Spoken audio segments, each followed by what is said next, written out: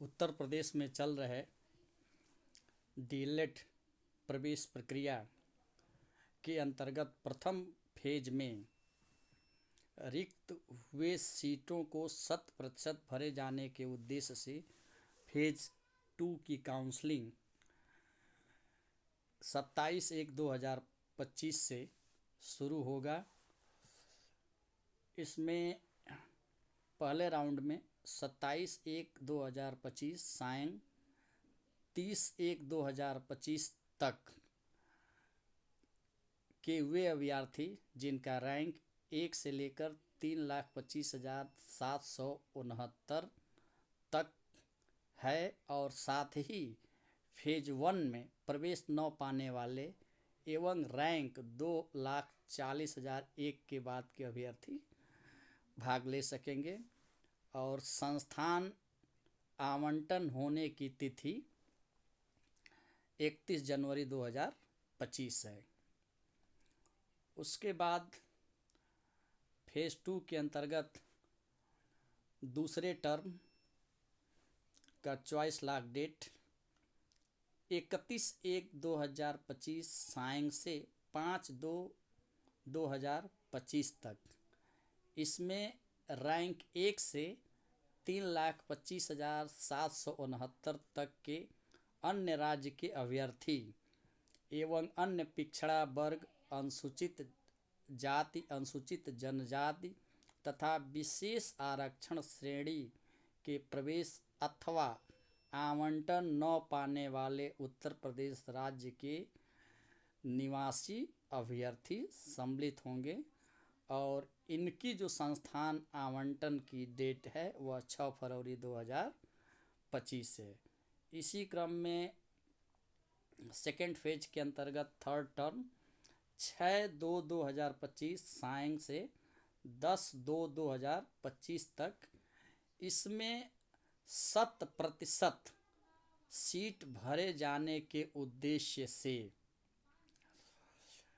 Rank 1 से 3,25,769 तक के समस्त अभ्यर्थी को प्रवेश दिया जाएगा। और इस चरण में आरक्षित वर्ग की जितनी भी सीटें हैं यथा पिछड़ी जाति, अनुसूचित जाति, अनुसूचित जनजाति, विशेष आरक्षण श्रेणी के अभ्यर्थी न मिलने के कारण उन सीटों को रिक्त मानते हुए अनारक्षित सीटों में परिवर्तित कर दिया जाएगा, जिनमें कोई भी अभ्यर्थी पार्टिसिपेट कर सकता है। और इनका जो संस्थान आवंटन का डेट है वह 11 फरवरी 2025 तक है। और विद्यालय आवंटन के पश्चात अभ्यर्थी के अभिलेखीय जांच के लिए विद्यालय के सम्मुख अपने संपूर्ण दस्तावेज के साथ प्रस्तुत होना होगा, जो 3 फरवरी 2025 से 17 फरवरी 2025 सायं 5 बजे तक प्रवेश ले सकेंगे।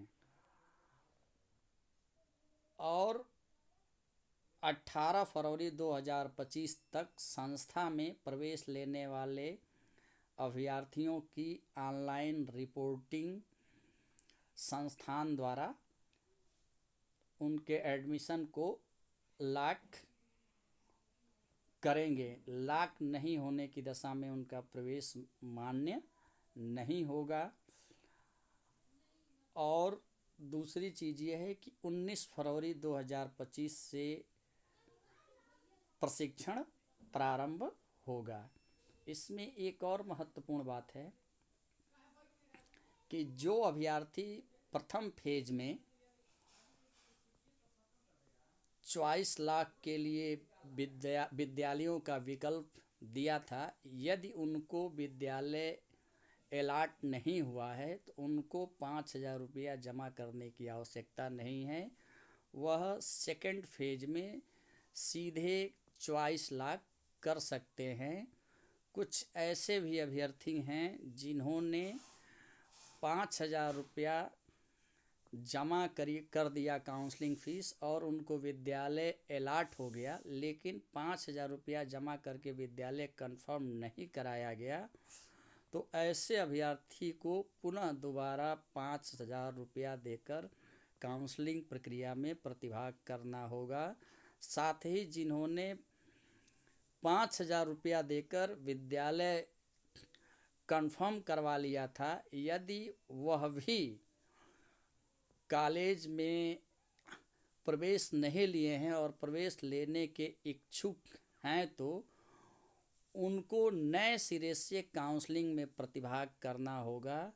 उनके 10,000 रुपये गवर्नमेंट की तरफ से वापस नहीं किए जाएंगे।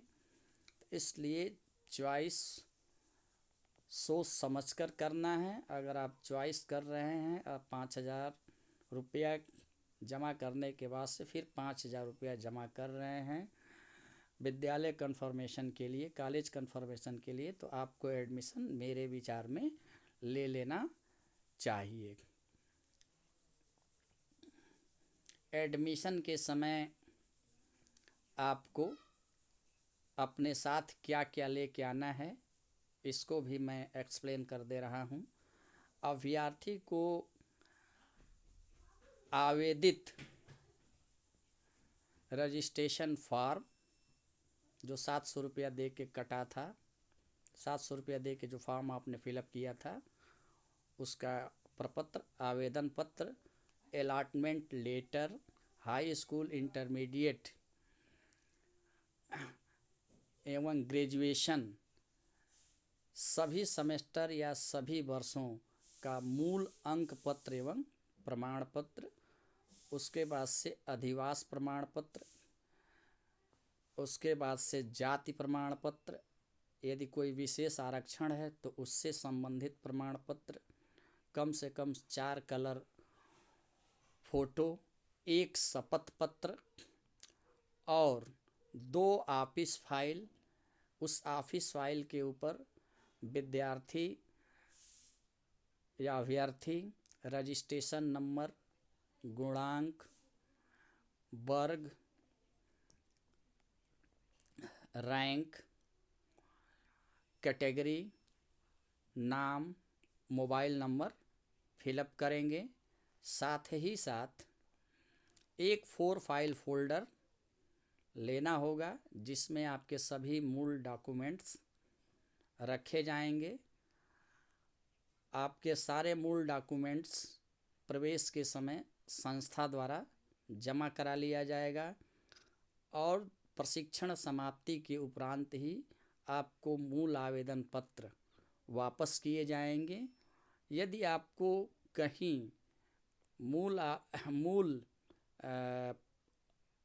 अंक पत्र एवं प्रमाण पत्र की आवश्यकता है तो आप संस्थान में एप्लीकेशन देके आप निश्चित समय के लिए प्राप्त कर सकते हैं। काम होने के बाद से दोबारा संस्थान में आपको लाके जमा करना होगा।